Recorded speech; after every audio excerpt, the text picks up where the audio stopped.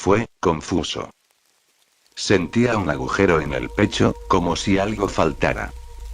Por esta zona, puedes tener las protecciones necesarias, pero en la mayoría de casos te sentirías desprotegido. Me imaginaba por qué.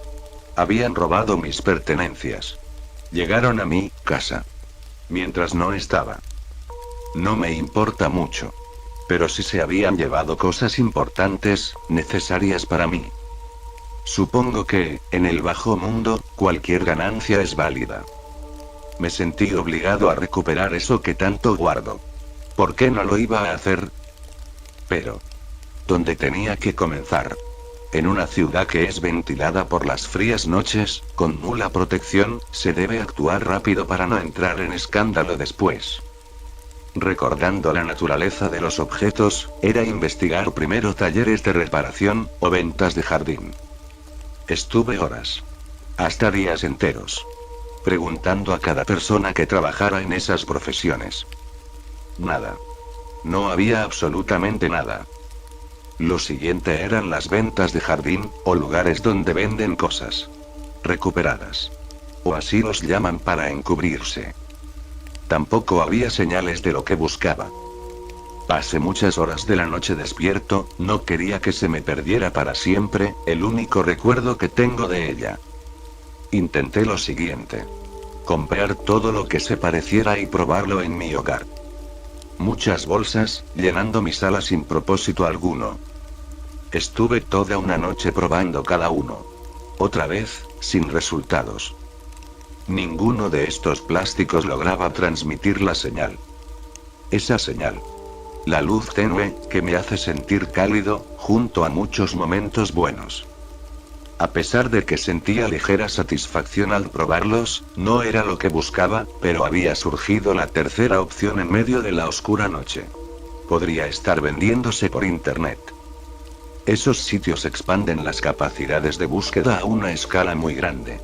Lo he comprobado hace poco tiempo. Pero estaba el riesgo de perderse más aún, no sabes qué puedes encontrar allí. Aunque los picos de suerte llegan cuando menos te los esperas. En mi caso no fue así. No encontraba nada, comprar todo lo que viera tampoco hubiera servido de mucho. Había estado muchos días así, yendo y viniendo de un lado a otro, cada hora que pasaba, esa llama de mi interior se iba desvaneciendo. Sentía que mis recuerdos se irían. Pero no tenía que adelantarme a lo peor. Aquella luz. Una luz de esperanza para mí. Volvió a encenderse al ver una publicación preguntando algo que me llamó la atención. Te estaría mintiendo si dijera que lo encontré de casualidad, fue una búsqueda muy extensa. Cada detalle que decía, hacía que mi corazón palpitara cada vez más, instintos salvajes saliendo de su escondite. Creo que actué de manera muy agresiva. Tengo que disculparme. Mi exaltación hizo que no me contestaras por un largo tiempo. Sé que pude haber dado miedo. Pero tampoco era necesario bloquearme. Hubo mucha exageración de ambas partes. ¿Sabes por qué?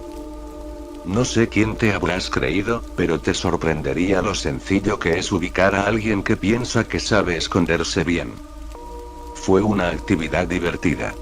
Pero llega un momento en el que uno se cansa de seguir jugando al gato y al ratón.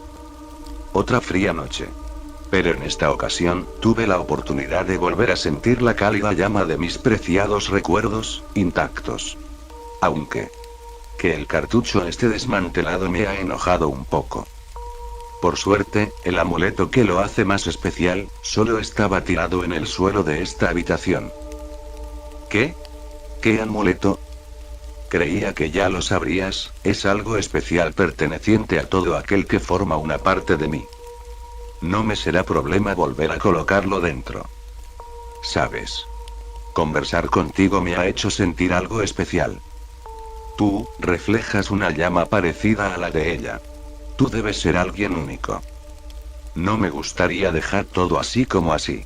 Me encantaría que formaras parte de mi colección.